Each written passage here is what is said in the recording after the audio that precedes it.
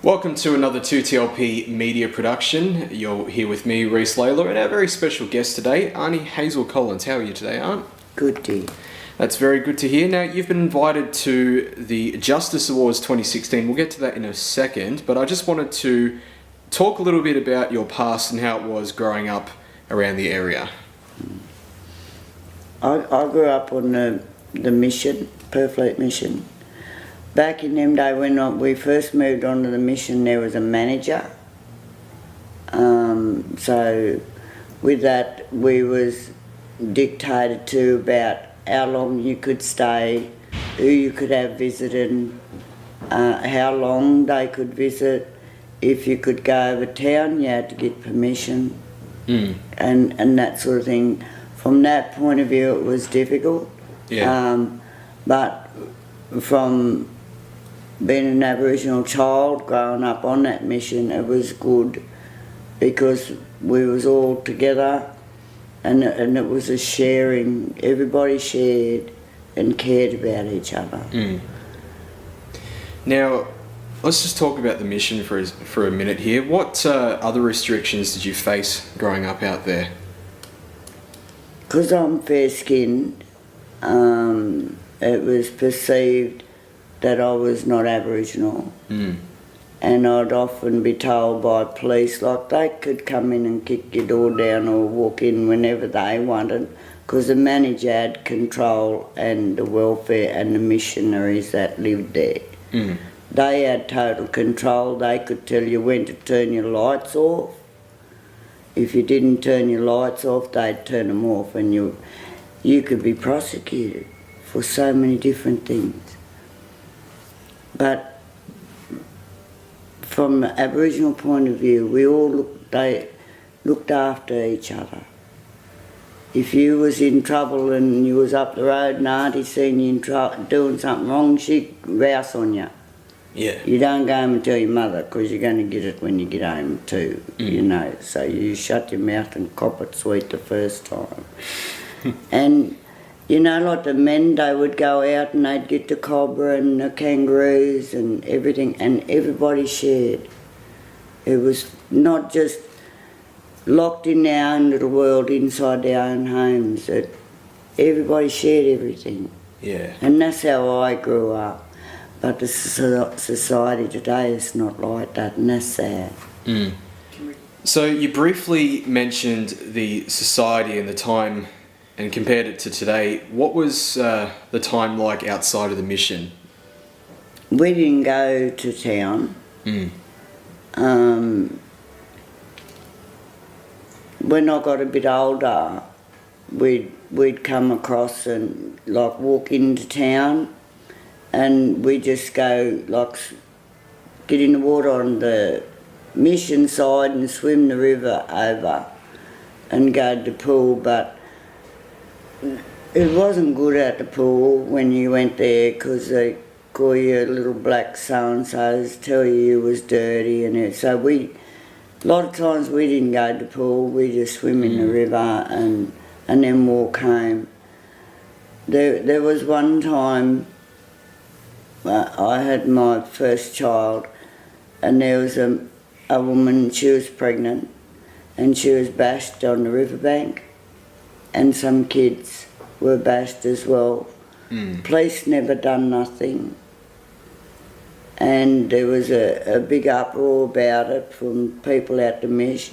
I lived over town. I wasn't allowed to go out and visit my family, and the ones on the mish still was restricted as to if they could come to town. The manager wasn't there by that time, but police restricted, and they had to give reasons. I had to give reasons why I was going out to visit my mum. How long was I going to be out there? Yeah. And that was a hard time. And them white fellas wasn't even charged.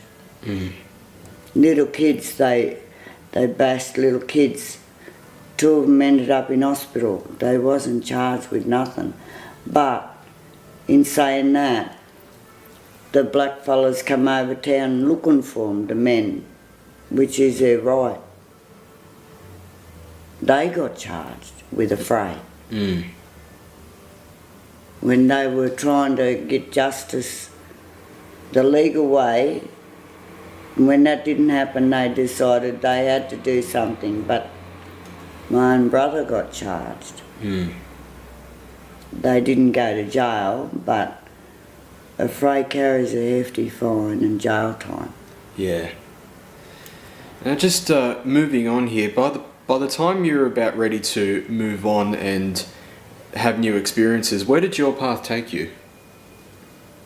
After my mum passed away, I moved out to Gunnedah, to my dad's side of the family, and I've been out there ever since. And what's it like out there? Or what was it like out there when you got there? It's pretty much the same for like any Aboriginal person, no matter where you go, you're gonna run into racism. Gunnedah is a very racist town. So is Taree. It still is.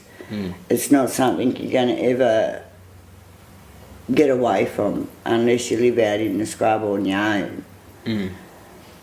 But I feel sorry in a sense for them people because they're ignorant. Yeah. Racism is born out of fear and it's passed down by generation. Never going to get rid of it. But I choose to feel sorry for them. They're the ones that's got the problem, not me. Now, there's a few things that I wanted to touch on relating to what's happening now, and I've been given some information that you were a founder of the GMAR organisation, which is abbreviated Grandmothers Against Removal, is that right? Yes. Can you tell me about your experiences in that, what led you to start the organisation? Growing up as a little girl, my grandmother used to tell, not in great deal, but how she was taken with stolen generation and put in Cootamundra, her and her sister. And you hear about, as you're growing up and you move around, kids been taken. Certainly when I was growing up, there, you know, you'd wake up and there'd be a cousin gone, and you never got to understand what was happening. So we as individuals sort of get locked in our own little world and think it's only happening to us. I had 3 grandchildren removed by dogs. And then my daughter had another little baby, and they tried to take him from birth, from the hospital, and we fought very, very hard to keep him with her. But on the 17th of January 2014, 4 docks workers and 9 police came and they took him. And I promised my little grandson and my daughter that no more. So I made some phone calls because I didn't know anyone in the media how I could get this started. And I rang a couple of people and we organised our first rally on the 13th of February, the next month. And I went down to Sydney and we had our first GMAR rally. And I called in that rally for Aboriginal people to come forward and support, because I believe that as one individual, 2, 3, 4, people aren't going to listen. They're just going to think you're just a whinging and like Aboriginal people, the perception is. But there were a lot of people turned up because I'd had a lot of interviews and so forth, so the message got out. So there were a lot of people that heard that, and they did come to that first rally. And the main message I wanted to get out to people is, we as individuals, when our children are taken, we feel shame. Yeah. Shame should not enter into Aboriginal people. We got nothing to be ashamed of. But we also get locked in that little pocket of it's only happening to me. Yeah. So we feel powerless. We don't know where to go. We don't know who to talk to. How do we get help? Because when our babies are taken, they go under the minister till they're 18. So in essence, they get an 18-year sentence for something they committed no crime. The children get that. But so do the families. There's no way to fight this institution that has failed Aboriginal people since it first began. Since invasion, this has been happening. So the myth was that stolen generations stopped when Rudd said sorry. My personal view is, and I've said this publicly so many times, Rudd's a fool. Because whilst the man was standing up there, I'll give him his due, he did stand up there. He was the only one that's ever had the guts to say sorry. But in saying that, he didn't follow through. Whilst he was standing up there saying sorry, at that very moment, docs were out there stealing kids. He still hasn't stepped up to the plate and challenged governments as to why this is continuing. Currently there are over 16,000 Aboriginal children in out-of-home care. So every year we have rallies on the 13th of February and the 26th of May. Every year. And last year in April I was invited to go over to Africa, to Tunisia, to the World Social Forum. And I went over there with a group of other ladies. My thing was, in being invited, was to highlight to the world what is happening here in Australia. Because Australia is the only country in the entire world that's not governed by genocide. Which is sad, which is something that we as Aboriginal people need to come together. Because as one, they can't just, they're just whinging. We're the oldest nation in the entire world, yet we are the most disrespected within the entire world by people that are in power, that is just got these dollar signs in their eyes. They don't have pupils, they've got dollar signs. Our children are commodities. They get raped of their culture. They have been dispossessed. Our people, their families, what have they got to wake up for? Many, many days and nights I would sit with my daughter to keep her alive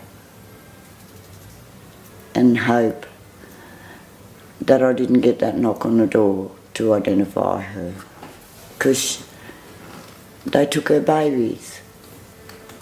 There were many times when she felt she couldn't fight no more. And it's very, very hard from a mother's point of view to try and keep her safe, both in body and mind, to keep her to fight. Many babies don't come home. Many times when they do, there's no one to come home to because we're all gone. We're passed over. For these babies to know where they come from, being an Aboriginal, it's not something you can pick up a book and read and understand. It's a living, it's in here. it's an essence. Without that, how do they grow up knowing they have no sense of belonging? Where do they go? Yeah. So they're neither white, because they grow up 9 times out of 10 in a white family. Once they turn a certain age, they don't want to know about them, they kick them out. Because of all the lies that they are told within the system, that they weren't wanted, their family don't want them. A lot of times they don't go home. So they're institutionalised within the system. So then, because they have no sense of belonging, they have no essence of where they come from and what being an Aboriginal means to them, they can't stand up and be a strong Aboriginal person. 9 times out of 10 they turn their back on that. Then all the psychological problems that go along with the trauma of being taken from their family, because that never leaves them, that image never leaves them. And then being ostracised from their family and their people for so long, they can't reconnect. So then they don't understand why they feel the way they do. So all they do is they trade one institution for another. So then a lot of times they end up within the judicial system. And again, they don't understand. It all comes back to being stolen. Families can't heal. Many mothers, many fathers, many grandparents, a whole family, they always look and hope that one day they'll come home. But then it's difficult for the families too, because you have a baby stolen from you at whatever age, and then one day, if you're still alive, you're confronted with this adult. You know that this adult is your baby, but all this time has separated you. In your mind, you've still got that baby, and all of a sudden you're confronted with this adult. Sometimes the connection can't happen. That's no fault of the baby or the family. That's the fault of a government that is failing. Governments, and they're still failing. The reason they're failing is because of their ignorance. That you got white people standing up there telling Aboriginal people what's best for them. You mentioned about where the governments and the institutions have failed is their ignorance. Can you explain more about that? Governments put out legislation which is meant to protect and support Aboriginal people. They have no idea.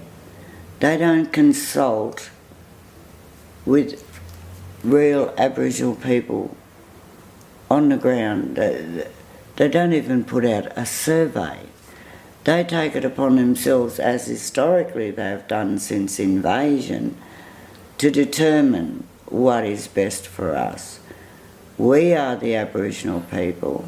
We are the ones that have been wronged and, genocide practiced over us, which still is today. We are the only ones that can fix this. Governments need to listen to us, not the other way around. You got a system that in my day growing up, it was called welfare, and for the care and protection of Aboriginal children.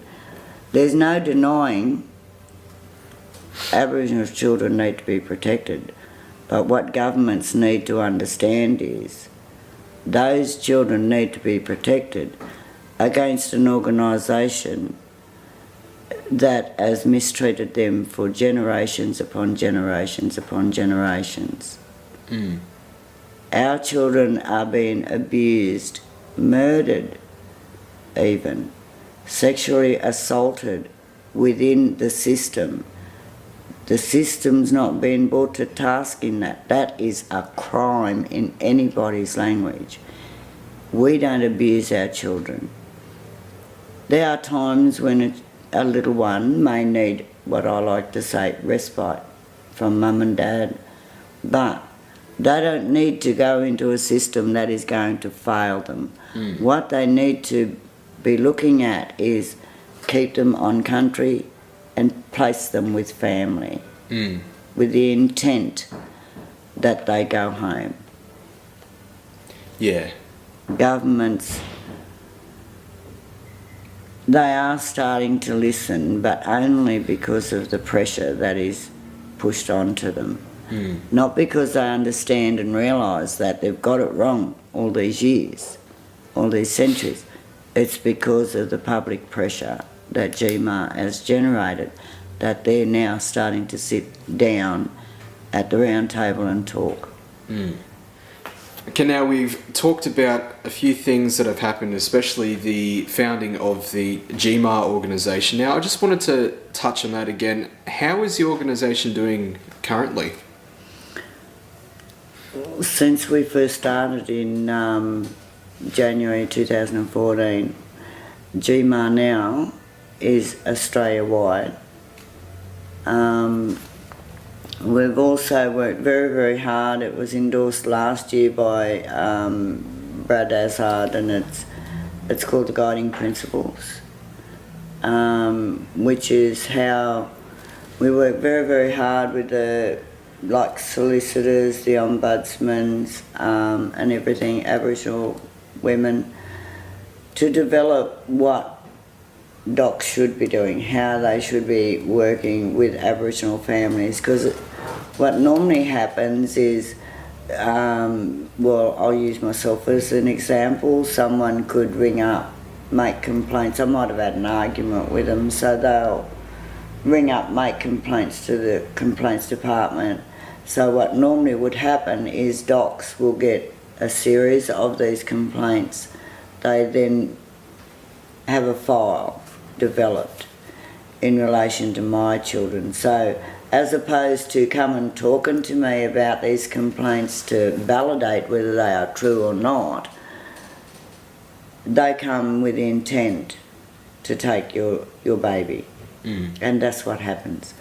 So now, because of the guiding principles that we have now got, that is meant to be put in place by all docs officers across New South Wales, that process doesn't happen as first response.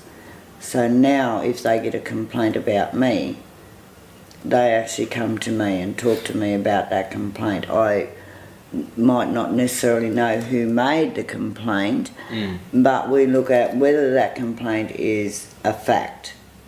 Historically, it was a fact. Didn't matter what you said, it was fact. Whereas now, that doesn't happen. So that's actually in practice in Tamworth is my closest docs office. Yep. So that I've ensured that is in place. So the whole process steps back and looks at, more importantly, as opposed to taking the children, how can we support this family for the children to stay with family? So what that looks like is, if mum and dad have genuine issues, do we take the children? No, we don't. So then we'd look at mum and dad may need respite at this time to sort out what's happening within the family home. But we don't only look at mum and dad and what's happening in the family home, we also look at the children. So it's a holistic approach to the family, because I like to say that the children are sometimes silent sufferers. They might not like what's happening within the home. Mum may have postnatal depression. So there's always something underlying. We also look at if those little ones need to go from mum and dad, so we can sort out what's happening there, where in the community they can stay. So we look at family first, then we look at the broader Aboriginal community. Yeah. So, and we've also, to support the guiding principles and make sure that docs are doing this, I've also started a community care group within Gunnedah. That is made up of Aboriginal women, and we're looking at putting some men on there to support the men. But we also need to look beyond what's happening within that family network. We need to look at how the mum and dad grew up. Are these rollover effects of their growing up years that's clouding what's happening at home? Yeah. So we look at the historical side and go right back as far as we possibly can to get them help to understand why they're doing this or they're doing that. Now the complaints have to be validated. This year alone, I have saved 3 children, separate families, from being taken, and they're placed with family. That's a good achievement, and that is with the consent of their parents. But even in saying that, the docs have no restoration policy. What they have is what's called a Section 90, and they fight tooth and nail. The success rate of families getting their children home with a Section 90 is very poor. So with the guiding principles, we've also got a section in there that they reopen every file for every Aboriginal child with the intent to restore. So we've looked at everything that we can possibly think of to put in their whole practice. They don't even follow their own policies and procedures. They wouldn't even know what they are, truthfully. I've had docs workers say to me that they go out with the full intent to take the child. And they know they won't come into my community with the intent to take that child. They have to work, docs in Tamworth have to work with a community care group before they go to any family. To me, that's a major achievement. Yeah. I mean, they're not doing this out of the kindness of their heart and understanding that their practices are wrong. They've done this because they've been forced to the table. Now, the organisation is obviously doing a good job because you have been nominated for the 2016 Aboriginal Justice Award by MP David Shoebridge. Yeah. That's a big achievement. How did you feel when you got that? I only heard about it last week. The Justice Department rang me up and I was so proud. I haven't done this on my own.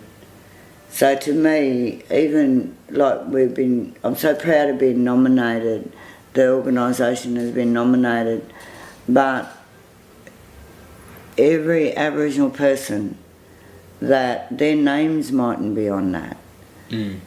But whether we win the award or we don't, to me we're all winners. Everybody in that room will be winners. Yeah.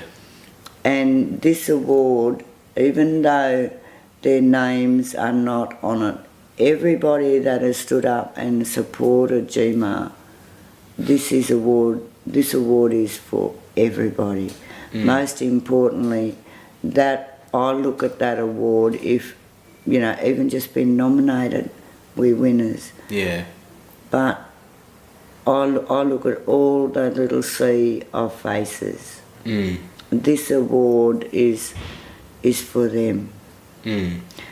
To show them that we are out there fighting for them, and we will bring them home. Yeah, and a big congratulations for getting nominated too. I'm just over the moon. I'm proud for the organisation myself.